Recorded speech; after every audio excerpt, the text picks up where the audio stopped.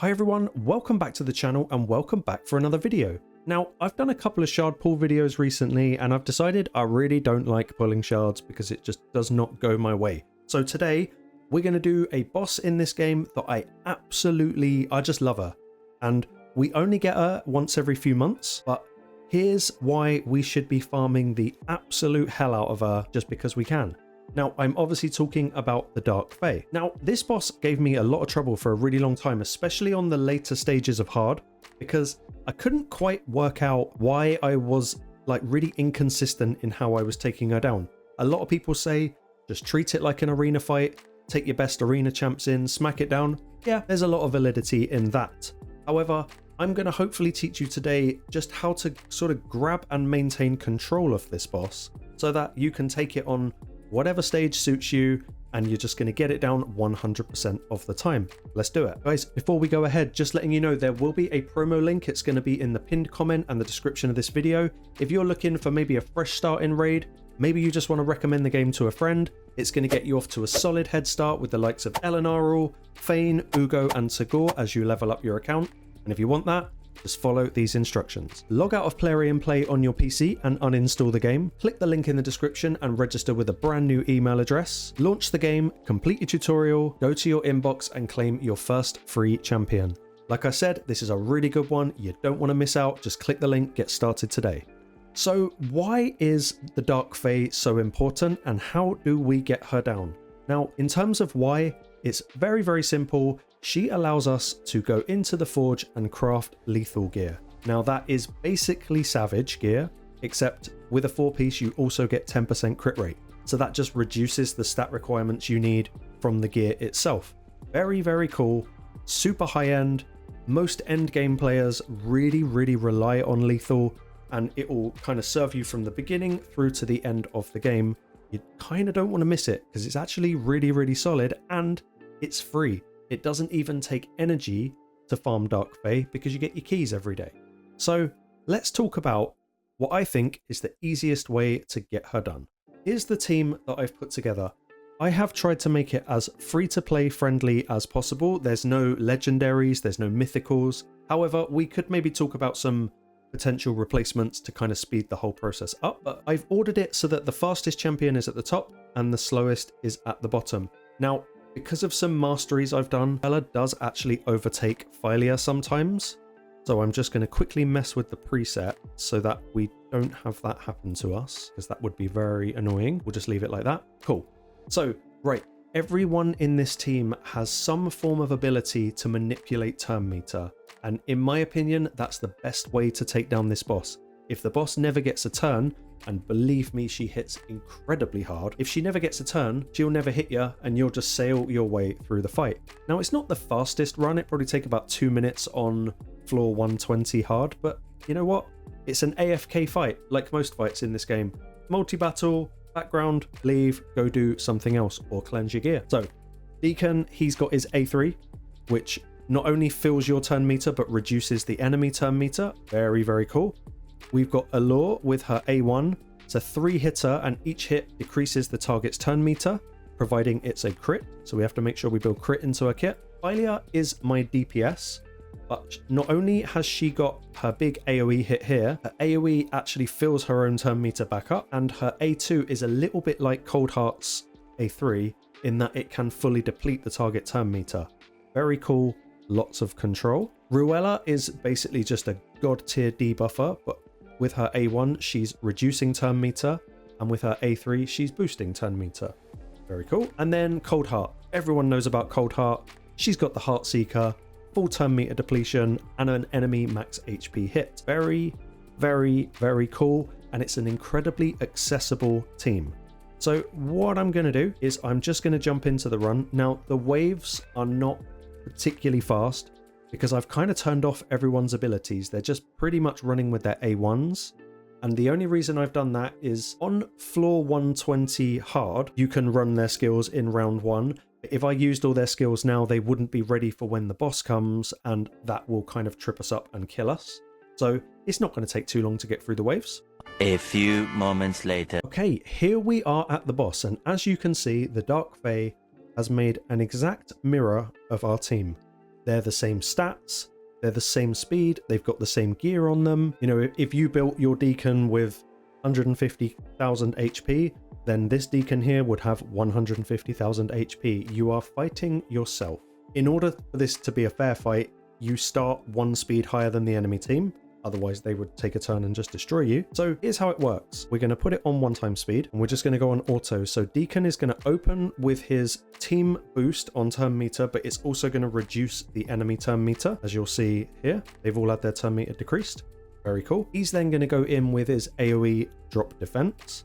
That's just going to make life a little bit easier. Boss has got it too. Now, Allure, you could open with your A1, but you can never really decide who she's going to attack. So I choose to open with the A2, and a lot of the time it just puts the whole team to sleep, which we'll see here. Yep, everyone's asleep, so there's nothing they can do. Now, whilst Ruela's not technically the next fastest champion, because she killed the most champions in the waves and she's got a certain mastery, she is coming out in front.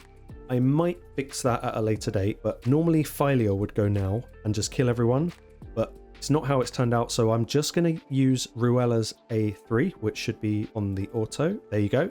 So she's boosted our own turn meter again. Now comes the smack. Fayne is going to use her A3. It's an AoE, which also, you know, brings up her own turn meter. So not only is she going to kill the team here, but you'll also see that her own turn meter comes back very fast. That's this hit here. See, and she's almost ready to go again. Now, Cold Heart is just going to go straight in with turn meter reduction because we don't want the boss to actually take a turn. So she's going to do that. Turn meters drop down a bit.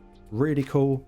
And now the rest of the fight is essentially just auto. I'm going to put it back on 2x speed. And as you'll see, the only thing that happens is the boss's health goes down, but so does her turn meter. She's never actually going to get the chance to take a turn, if she does, because you never know. She's gonna essentially banish one of your own team members. It's usually the person with the highest crit damage. Might have that wrong, but I think that's how it works.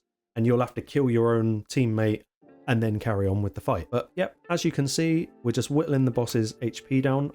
Just gonna pause it for a second. If there was one way to make this team a lot faster, like quite significantly faster, it would be to have a champion in here that not only manipulates turn meter, but also strips buffs, because I believe her Perfect Veil is reducing her incoming damage by about 30%. So you could do 30% more damage. However, I don't mind. Like I say, most fights in this game are just AFK fights. So I'm happy to just let her do her thing. And there you go. It is that simple. The boss never even gets a turn. You know, I could run this 100 times on any different stage and that, you know, it's just a 100% win every time. And it's an incredibly accessible team. So best thing to do now is to just go over the builds. You know, actually, before we go over the builds, I think this is something incredibly important to see, and that is on the Hell Hades website, it does break down every stage of the Dark Fae. Now, I would argue that if you're going to build a team, obviously build within your capability, but if you can build for a really high stage, I mean, the stats you see on screen here, you'll never actually need more than that for this team to be 100%. So we are going to use floor 120 as an example, but you know, if you look at even normal 120, the stat requirement is not overly high considering this is really, really precious content, especially in terms of reward. So we'll stick to hard, and what we'll see is ultimately I'm not bothering with resistance because chances are we're never going to get hit by the boss. So I'm not worrying about resistance, but everyone is going to need 355 accuracy in order to manipulate the turn meter. And, you know, no turn meter manipulation, boss takes a turn, we get absolutely spanked, it's no good. We want to make sure this is 100% all the time. Now, boss is 250 speed, so we just want to make sure that our speed lead, big turn meter booster, is going faster than that. I think my Deacon's around 275, something like that. But as long as your main lead is over 250, especially if you're bringing in a speed aura, the rest of the team should be absolutely fine. So let's jump into the builds. Okay, starting with Deacon. I haven't put any kind of glorious build on him. This is just whatever I had on my account. Speed and accuracy is kind of going to be king for this guy. Now, he's at 285. Really cool. It's way over what it needs to be. You could run him at 260. It would be absolutely fine. He's way over the accuracy cap. I think we needed, what, 355? We've got 541. just kind of how it goes. I use him everywhere, and you know, there's no crit rate, there's no crit damage. You know, his attack and his HP kind of don't matter because the enemy's not taking a turn. So very, very easy to build. He's just the fastest, and he needs accuracy to make sure that he gets his drop defense out, and he's also reducing the turn meter. Nice and easy. Next up is Allure. Now, the one thing that you have to be very, very careful about with Allure is she needs to have 100% crit rate, because her turn meter reduction only works on critical hits. So priority number one for her is making sure she has 100% crit rate.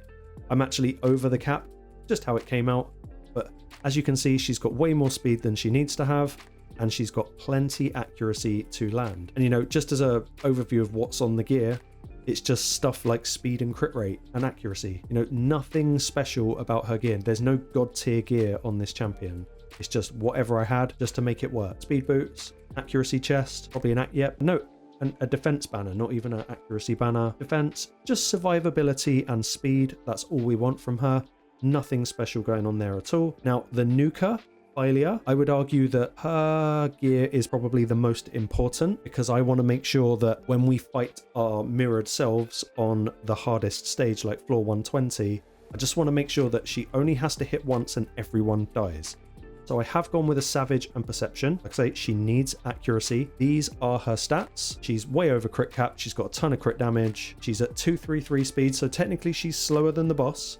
But Deacon is bringing in the speed aura plus the turn meter boost. And once again, she's got enough accuracy to actually decrease turn meter when we need her to. Very simple build. For an epic on my account, she's actually in like quite a good build. I usually don't put good gear on epics, but I kind of love this little dwarf. I think she's massively underrated. And if you've got her and you're not using her, you should definitely change that today. With the gear, typical, just, you know, Savage. She's attack based, so it's crit rate, crit damage, attack, speed, and accuracy. And that's what you'll see across all of the gear. Not really special gear, it's just good gear. It gets the job done. Probably crit damage on the amulet.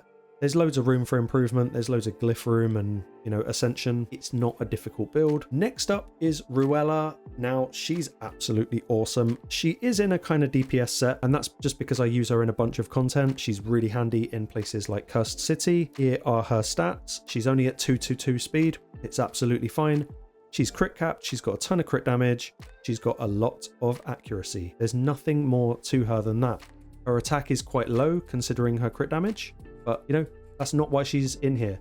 She's actually just here to manipulate turn meter and to throw out a ton of debuff. I put her in Instinct set, which is basically like Savage, but with a bit of extra speed. Nothing special on the gear, just crit rate, crit damage, accuracy, speed. Same. That's all you need for this team. That's all you need for this team. You could throw absolutely everyone in Perception set, and you'd still get the job done. Finally, onto Cold Heart. I've got a bunch of them, but this one is actually in Savage. Here are her stats. Now, I like to build her at 100% crit rate.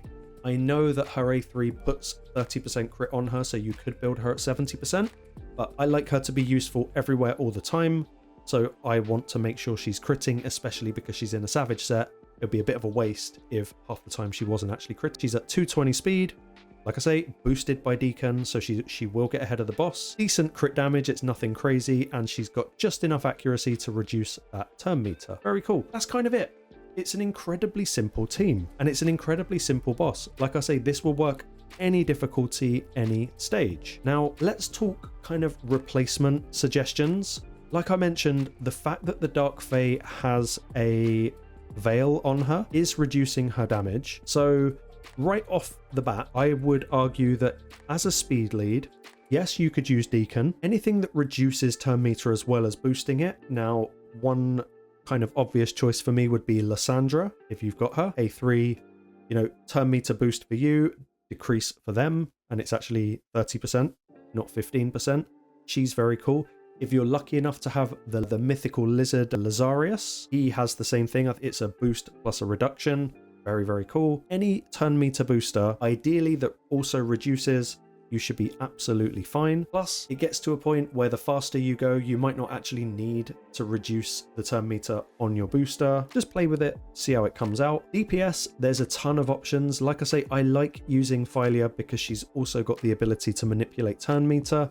To me, that just keeps it safe. I have tried running it with Marius, and that works. Obviously, his A2 can reduce enemy buffs, and yeah, that's one way of doing it. It will kind of speed it up in some ways, but it will open the door for the Dark Fae to actually get a turn, and you don't want that to happen, especially on hard stage 120. She will just slap you, and we want to keep this 100%. But ultimately, any solid DPS, but like I say, remember you're fighting yourself. So if you've got an absolutely stacked Marius like this one, then you're also fighting a stacked Marius. That's why I like to keep it epic. This makes life a lot easier, and where we can, we should make this a lot easier.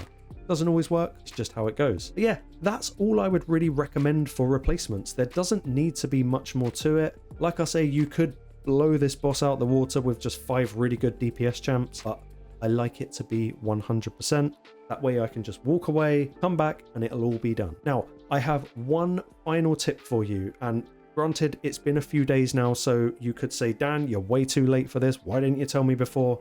I only just realized. During your, fight to whatever floor you can get to on either normal or hard, save your secret room keys. Now, I forgot this month, and I used the first one because I'm an idiot, but for every 1 key you spend, you get 2 back. Now, you could use them every day and have another chance at stage 40, or you could wait till you get to floor 120, then use all your silver keys, and you'll technically get 12 more attempts at the boss that you wouldn't have normally had, and it will be on a higher difficulty, which is a better loot yield. It's not the end of the world if you haven't, but it's just something to think about, because you always want to be maximizing your time in this dungeon, or boss, Doom Tower, whatever we want to call it. But that's it. This is such a solid boss. You get free, just god tier gear out of it. Or you might not. You might just get a bunch of crap and you sell it, in which case you'll get a bunch of silver. It is kind of a win-win. Thank you for watching. Please like and subscribe. If you've got any suggestions of content you want me to do in Doom Tower, just drop a comment and I'll see you on the next one.